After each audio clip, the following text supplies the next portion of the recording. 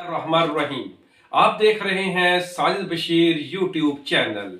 आज आज supreme court of Pakistan ने एक तारीखी फैसला दिया।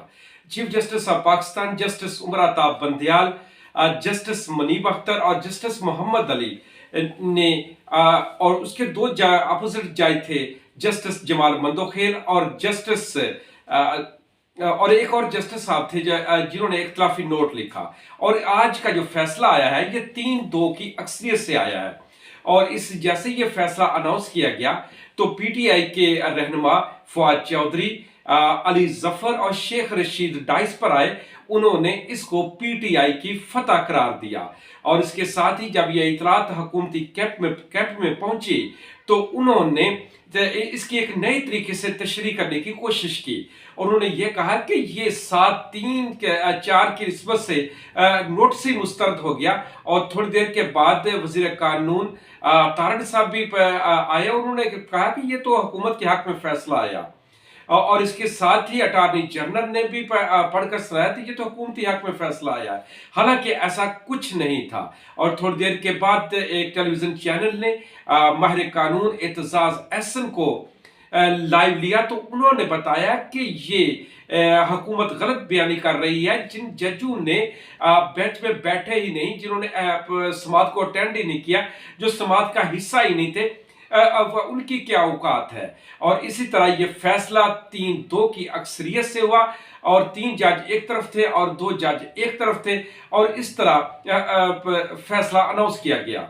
और इस फैसले में इलेक्शन कमीशन को कहा गया कि वो सदर पाकिस्तान से मुशावरत करें, दोनों गवर्नर से मुशावरत करें और इलेक्शन की डेट दे। और वहां उन्होंने एक जो अबहम जो था उसको भी आज दूर कर दिया। वो अबहम ये था कि गवर्नर की दलील ये थी कि मैंने तो असम्बली तोड़ी नहीं तो मैं क्यों डेट दूं।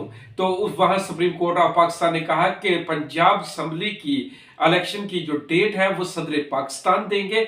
और जहां तक ताल्लुक है केपी के असम्बली का, और उस असम्बली को गवर्नर साहब ने खुद तहरीर किया और उसकी डेट गवर्नर देंगे। और इलेक्शन कमीशन गवर्नर और सदर पाकिस्तान से मुशावरत करके इलेक्शन की डेट दे।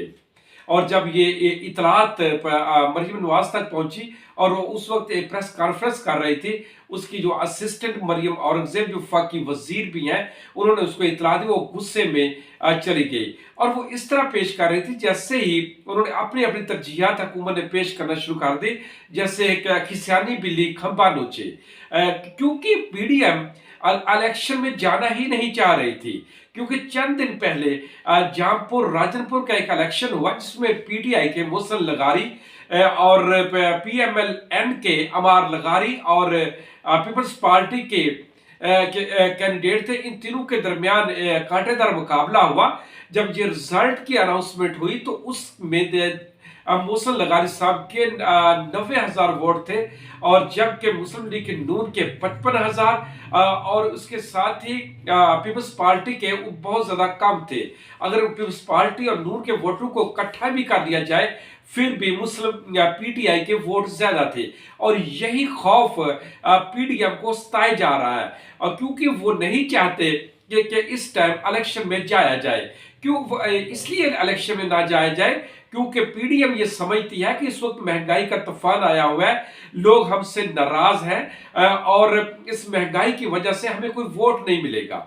और इसी जो आज की विक्ट्री हुई पीटीआई को, और इमरान खान साहब ने शाम को अपना एक ट्वीट किया, उसके मुताबिक उन्होंने कहा कि हम पाकिस्तान में जो जेल भरो तहरीक हमने शुरू की थी उसको हम मुअत्तल करते हैं क्योंकि हमने उसका एक बहुत बड़ा जो गोल था उसको हासिल कर लिया है। और अब तक लिए इतना ही। देखते रहें साजिद बशीर यूट्यूब चैनल। आप हमारे साथ बने रहिए, हमारे चैनल को सब्सक्राइब कीजिए, लाइक्स कीजिए और बेल आइकन को भी दबा दीजिएगा। शुक्रिया।